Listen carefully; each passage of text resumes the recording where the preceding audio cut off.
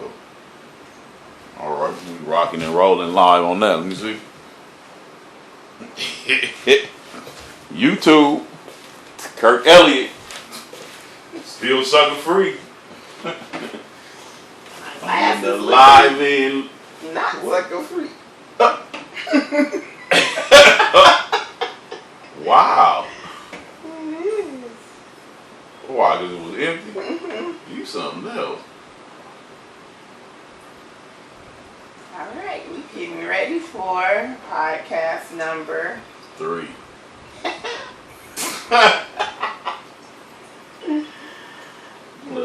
We just setting the vibe. Setting it up, trying to, get right. You'll notice as it goes on, it's only going to get a little more and more extra as time goes. Oh. What, complete, do it this podcast or in general? Now, if you're going to record visually, Well, don't say they that I need to see some nice shit. Oh, right, exactly. Kirk Elliott. Oh. Talking about what? Need to see some. That's why they get a chance to see this nice bottle of wine, this nice glass. Keeps you sucker free. Or acting like a sucker. I don't know. What could you want to do? Oh, man. Well, hopefully you guys enjoy this video. This is extra from even. But I don't know what we talking about. Okay. So hopefully that they ain't no stop recording. Maybe I should turn it around, huh? Sonic. We in slow motion. But you'll be able to. Finest. Yeah, I was about to say, but you'll be able to move forward if you so like. You might like looking at us trip. I don't know. Trip. Have a GOOD time. Yes. Don't worry about it. We're just gonna keep going for it anyway. Oh, it's pissing me off, man. It's alright, man. It's pissing me off, man. Probably too damn hot in court and swole. Yeah. We in California and it's hot. I know some of you folks on the East Coast or whoever else might see this as we drink wine. That might explain why you hide inside your ass. But Touche. San Gregorio, Tempranillo, yeah, Spain. Good stuff. Sure enough, want to go there. All right, we getting ready to. I guess we're not gonna go live, but we getting ready to record. Yeah. At some point in time here, we're gonna start the live activity. Mm-hmm. So, you ready with the intro?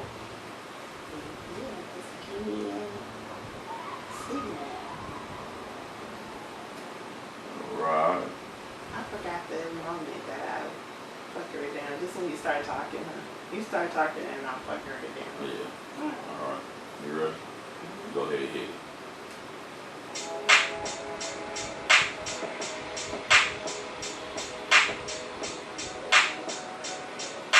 Hold on, stop.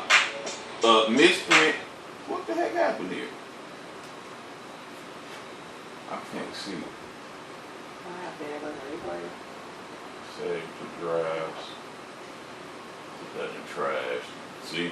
Y'all getting the live in the funky concert version. I forgot you were there. Alright, you ready? No. My name is Kirk Jones. This is my wife, Camille. And yeah, we getting ready to get it live in a concert, funky fresh. Here we go. Here we go. You ready? Go. Yeah.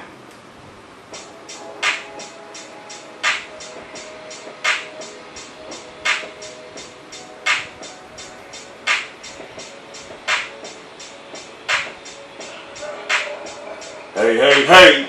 Here we go again. Podcast number 3. It's still sucker free. Still sucker free. So I am your host, Kirk Jones, along with his wife. His wife, Camille.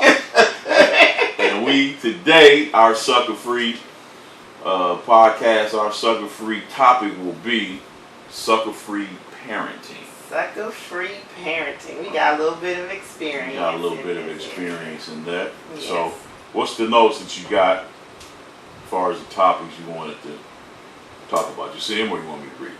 Oh yeah, you can. All right, or we can just go through them as we talk about it. Okay. Well. Choice is yours. Okay. Well, we'll just give it up here a little bit. Uh-huh. How were we parented, and how did we transfer that style to our parenting? Well, number two, what would we change about how we have done things in the past, if anything? The difference between parenting adults and children. Extra steps we need to take as parents of future black adults. That's a cold one. Yeah. And yeah, so that's kind of what we got right now. So here we go. Number one, how are we parented, and how did we transfer that style to our parenting? You got it. I get to go first. You get to go first. Ladies first. Okay. Well, how was I parented? The traditional nuclear family, for the most part, type household. Dad worked, granddad worked. Now, I had my grandparents in my home. Well, we were in their home, my mother and I. Mm-hmm. So I basically had three parents, three active parents growing up. So my mom would go to work and my grandmother stayed home. She did the PTA thing. My grandfather went to work. He's a truck driver, had his own company. Right. And he came home every day at 4:30. It was a very stable household. It was stable. It was loving. It was God-centered. We laughed so much. We had a good time. Almost to my detriment in being an adult, because I thought that life was going to be a fantasy good time. We need a pen and paper so we can make a note of that, because that's something we need to get back to. Yes. Never any drama in my house. It was pretty much as perfect as you can get. The Huxtables was cool and all, but I had my own example of that in my life growing up. And very involved in church. Very important. Just a loving house. It wasn't anything like I got in trouble so much and needed to be corrected, because I was the type of kid that Okay. No, seriously. Go ahead. I was the type of kid that did not want to make mistakes. I valued my grandfather's opinion of me so much. I never wanted him to be disappointed in me. I never wanted to make him angry with me. Okay. Because I valued and respected him so very much that I just kind of watched my moves. I learned from my mistakes. As a kid, I didn't say I did that as an adult, but but I did learn from my mistakes fairly quickly. So that gave me a lot of leeway, a lot of freedom to do what I wanted to. Not all the way, but they gave me freedom because they could trust me. Okay. Well, I'm going to go with, for myself, it was still the two-parent home. It was we had a dog, no white picket fence, but mommy, daddy, brother, sister, the dog, take out the trash, you got your chores, wash the dishes, and that kind of thing. But right. Whereas how you talking about, it was a Huxtable type environment. But I think that's false when people say that, because you saw Claire and Cliff getting arguments, and you know what I mean, have to have some conflict resolution. You did, but they always kind of solved them in a pretty cool way. Yeah. Which that's why I hated when people would say stuff like that ain't real life. But even though I knew my grandparents was having disagreements, it wasn't some old crazy throwing plates at each other shit. Well, So it was always a fair thing going on. Okay. Well, yeah. Well, then again, I think that for me, like I said, it was mommy, daddy, brother, sister. As far as the four of us, and the dog, and what's the dog's name? Blackie, Black German Shepherd. And Blackie started hopping the fence in Mr. Graham's house, and Mr. Graham's dog started hopping the fence. That got Blackie ass tore up. Got his ass tore out the frame, knocking down the trash and doing all that kind of stuff.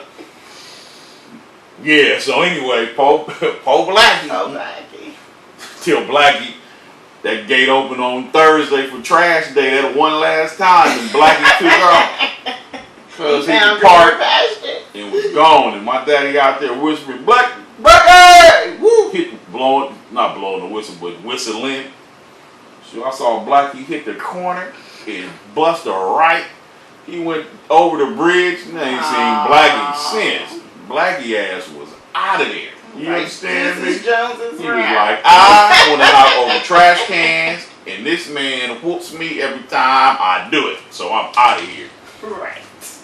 And speaking of whoopers, I got my butt whooped. Mm-hmm. Now, I got my butt whooped, but it wasn't, even if it was I'm going to beat your ass or I'm going to whoop you or this, that, and the other, it wasn't like, oh, I'm trying to beat you in the kingdom come and, child abuse. So I want to make that clear. Now, my mother one time told me, I have to tell this story.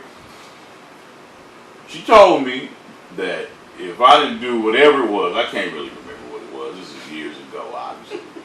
But she told me she was going to beat me like Kunta Kinte. And I don't know what. And given that time frame, whatever. Roots was still fresh and funky about that time.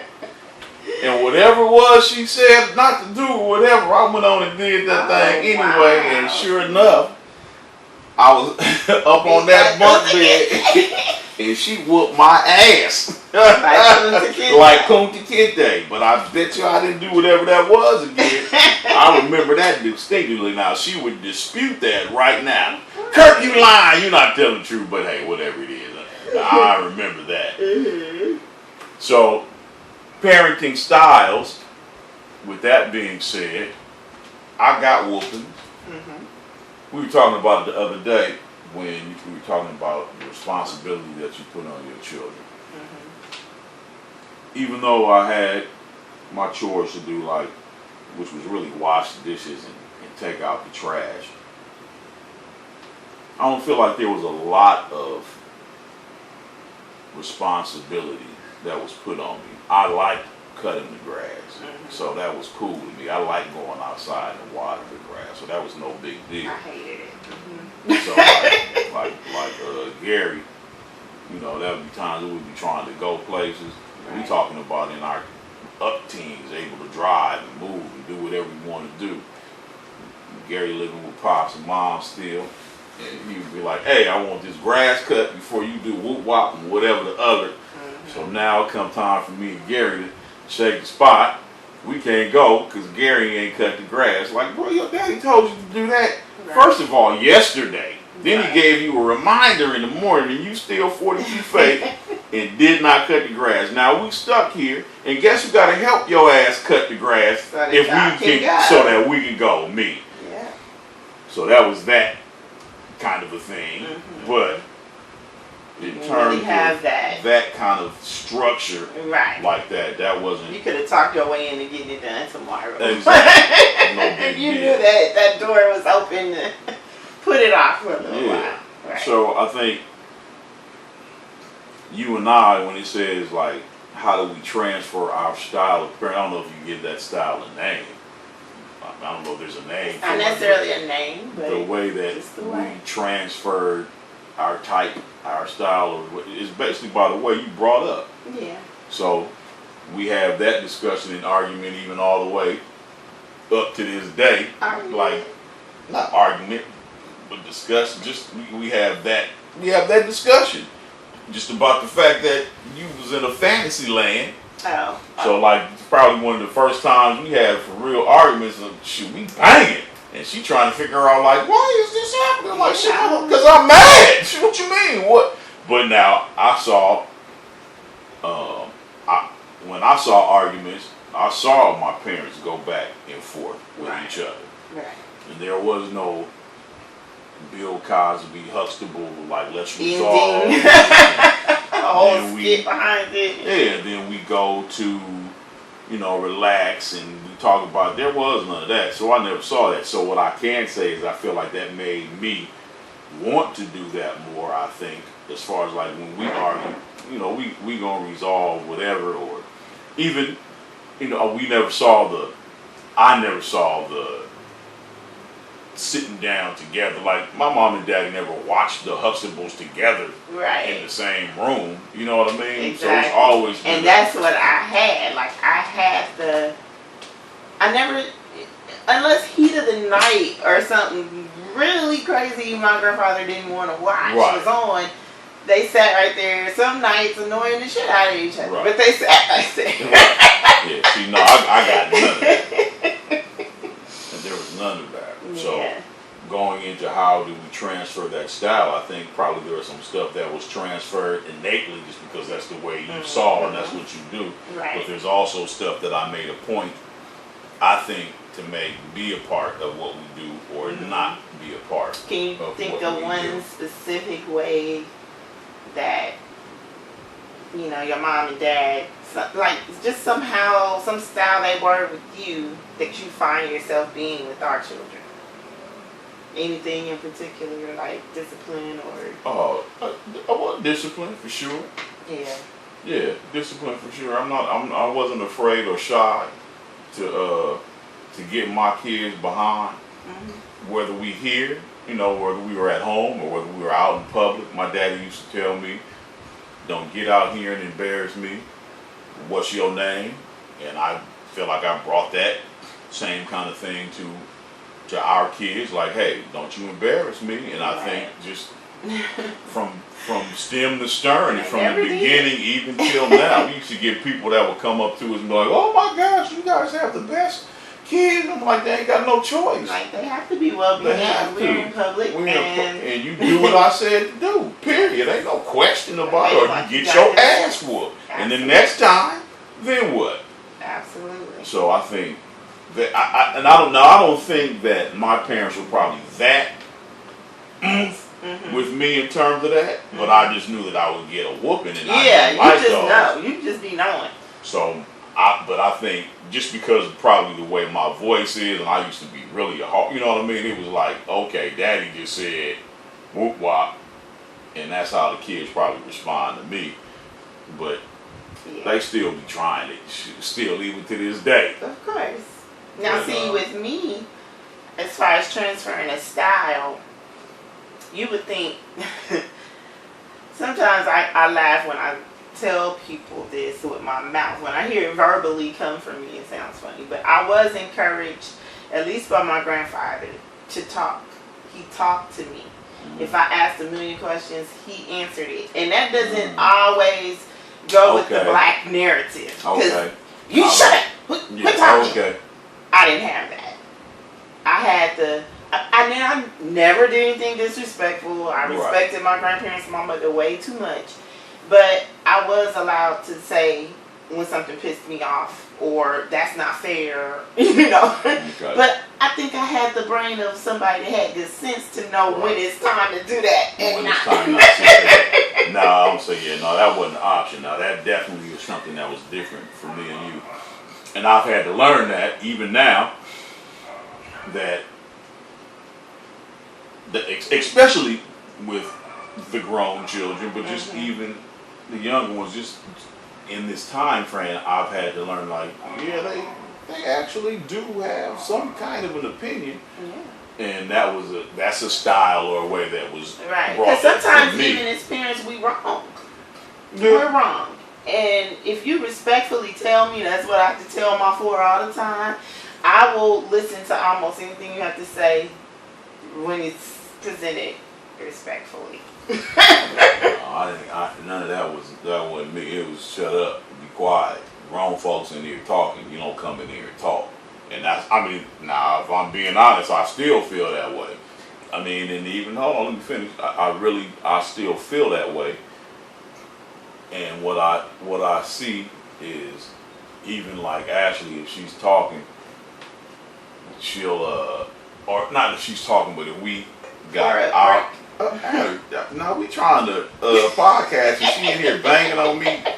Talking about pour up the wine. Yeah, Man. setting the vibe. Look, time running out on the thing. Still on subject number 1. I'm sorry, y'all. We moving slow.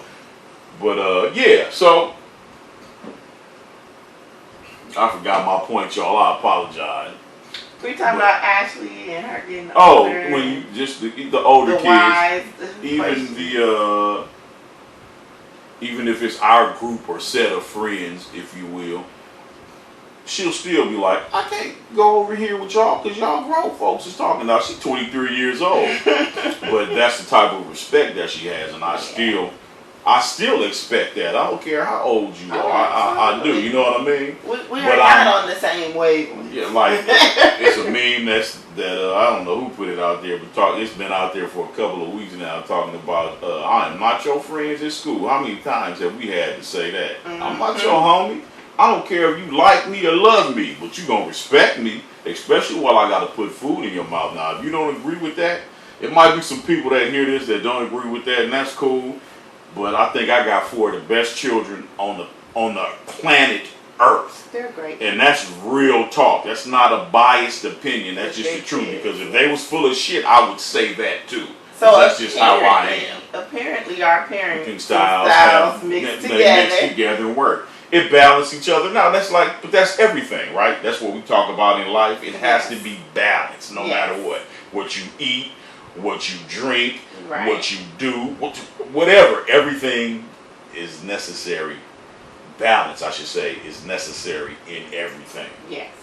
So our 2 styles, whatever those, whatever you want to name those. You brought the more James Evans. Hey. And that's my booyah. Yes. That's my parenting style. And you know who mine is? Pre dumb remarks and all the dumb shit she's done. My parenting style, of course, this is a fictional character, will be Roseanne. I am Roseanne. I am sarcasm. I'm easy to talk to. I'm gonna make you laugh. We're gonna have a good time. You know, I loved Roseanne. I loved that show growing up. I thought she was the best freaking mom, and I think I'm pretty similar to I mean, in terms of, that was a good show for sure. But yeah, I was definitely James Evans Senior. That's without a doubt. We recording this on a camcorder, y'all, to hopefully put this up on YouTube. And I say hopefully because I don't want to press no buttons and then jack this up. Anyway, shout out to the YouTube fam bam that we getting ready to get started. Still sucker free. There you go. Now, can I ask you? Go ahead. What would you run change? This show. Go with it. What would you change about how you have parented our 4? I call them the Fantastic 4. What would you change if you could? Anything? If not, it's cool. That's great. But would you change anything that you've done with them over the past 23 years? Yeah. I think about when we look at those old videos when it was just the 2 of them, 2 out of the 4, the first 2, Ashley and Jalen. And I just listened at how impatient I was. I'm still impatient right now to this day. But how impatient I was with them when they would be getting ready to talk or say something. It was like, man, come on, hurry up, be quiet. You're making up too much noise. And to listen to that is one thing, but to see it and listen to it, watch it coming out of your mouth, that's a cold thing. So I would change the way that I made myself available to them. Okay. You know what I mean? Because even from then till now, it's still stuff on my mind. Like, how do I change this? In terms of our family dynamic and where we're trying to go, literally and physically, or literally and figuratively. Right. But when I look back at that time, being young, much younger, 20-something years younger, not knowing what the hell you're doing, not knowing really. what the hell I'm doing, but determined at every turn to show people that, oh, you thought just because we were young we wasn't gonna know what we was doing. Right. Ha! I got you, fool. Right. I would change that, because not that our relationships are bad with any of the kids now, but I would love to be softer, not so hard. You're gonna be a soft grandpa. I'm gonna be Paul of the Oh my century. gosh, you're gonna be a mess. A long time from now. Now. Yeah. So, But you know something I don't? no. So I would change my approach in how I would change my approach in my approachable